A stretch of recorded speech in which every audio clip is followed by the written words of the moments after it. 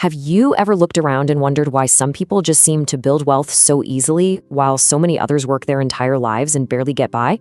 Well, that's the exact question Robert Kiyosaki tackles in Rich Dad, Poor Dad. And honestly, this book has been a total game changer for millions when it comes to money.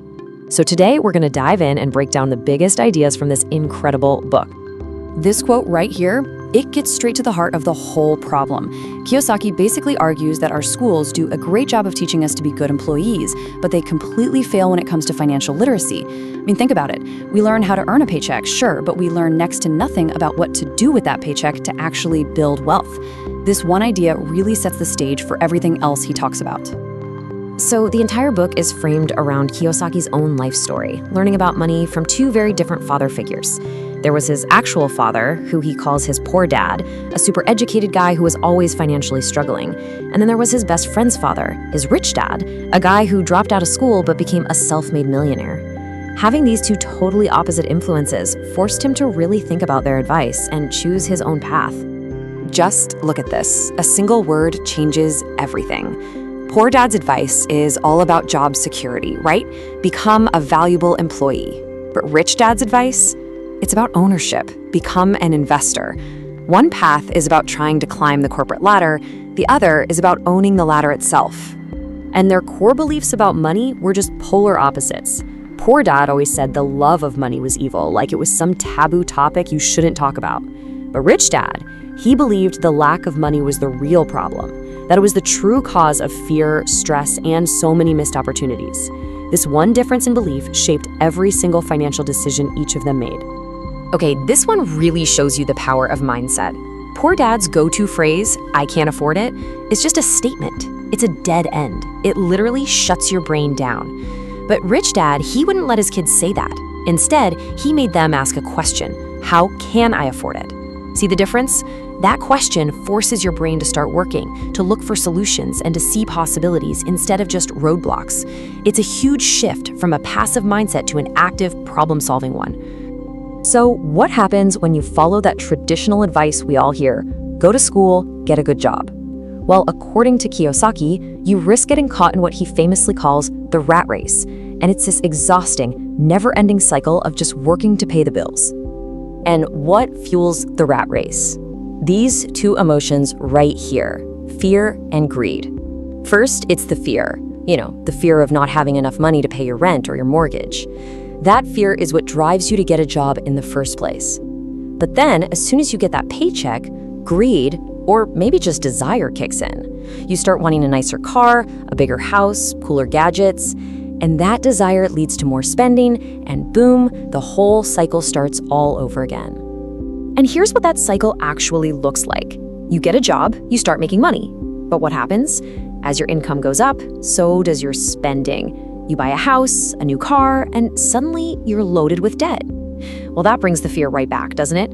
So you work even harder, chase that promotion, hoping that more money will finally be the solution. But it never is. It just makes that hamster wheel spin faster. So how in the world do you escape this trap? Well, Rich Dad taught Kiyosaki one incredibly simple, yet totally profound rule. And this is the key to everything. It is the absolute foundation of financial freedom. Forget all those complicated, stuffy definitions you learned in school. Rich Dad kept it so simple. An asset is anything that puts money in your pocket. That's it. Think of it like a little money tree you own that just keeps producing. And a liability? Well, it's the exact opposite. A liability is anything that takes money out of your pocket. The most important thing here is the direction the cash is flowing. Is it flowing to you or is it flowing away from you? It's that simple. All right, let's look at how this actually plays out. For the poor, money comes in from a job and it flows right back out to cover basic expenses, like taxes, rent, food. There's nothing left over to put into that asset column. It's a pure survival pattern, in and out. Now, the middle class pattern looks a little different, but the end result is basically the same. They earn higher salaries, but they use that money to buy liabilities that they think are assets. Things like their house, a fancy car, vacations on credit cards. So their income just goes right back out to pay for all that debt, keeping them stuck in the rat race with a totally empty asset column. But now, look at the cash flow pattern of the rich. It's a completely different picture.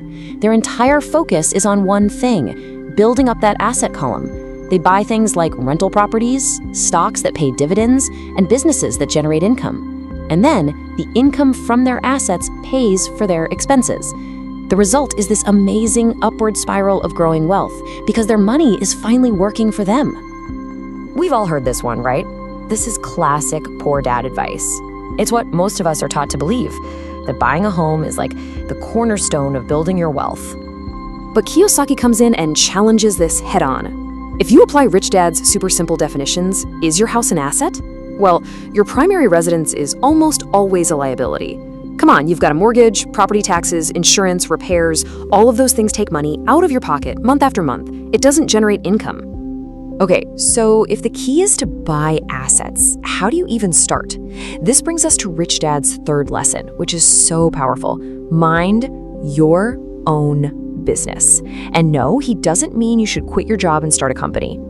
Here's the critical distinction. Your profession is your job. That's how you earn money to cover your expenses. But your business is your asset column. Minding your own business simply means you need to spend your time, your energy, and any extra money acquiring assets that will generate income for you, totally separate from your day job. So what does a real asset actually look like? Well, the book gives a bunch of examples. Things like rental properties that pay you every month, stocks that pay dividends, or maybe even a business that can run without you having to be there 24/7. The key here is that they all put money in your pocket, whether you go to work that day or not. You know, this next point is really all about discipline. The poor and the middle class tend to use their paychecks and worse, credit cards to buy luxuries first. That just puts them deeper into debt. But the rich, they do it completely differently. They focus on building up their asset column first. Then, they use the cash flow that's generated by their assets to go buy their luxuries. The asset buys the luxury, not their own time and effort.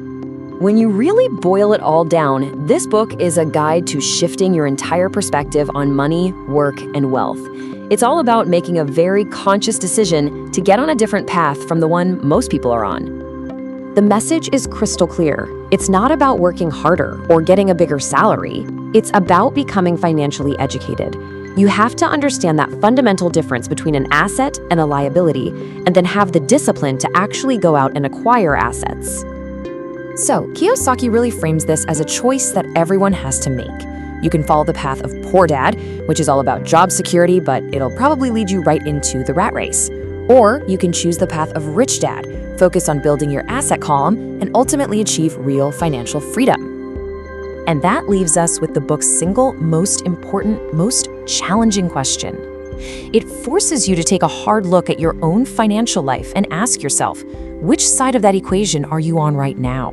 And more importantly, which side do you want to be on?